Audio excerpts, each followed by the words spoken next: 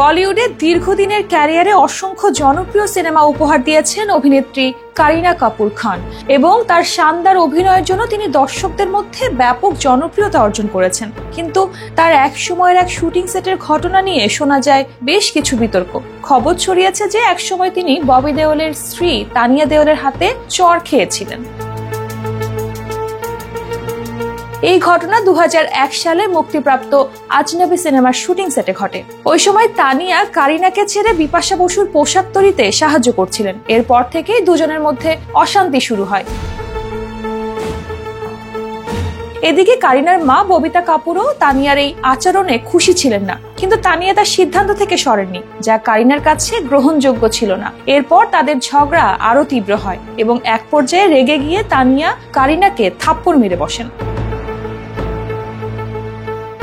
তানিয়ার সঙ্গে জটিলতা নিয়ে এক সাক্ষাৎকারে কারিনা বলেন, ববির স্ত্রী তানিয়ার সঙ্গে একটা সমস্যা হয়েছিল। তিনি আমার মায়ের সঙ্গে ঠিক আচরণ করতেন না, আর বিষয়টি আমি মোটেও পছন্দ করতাম না। তবে ববির সঙ্গে আমার আজও কোনো সমস্যা নেই।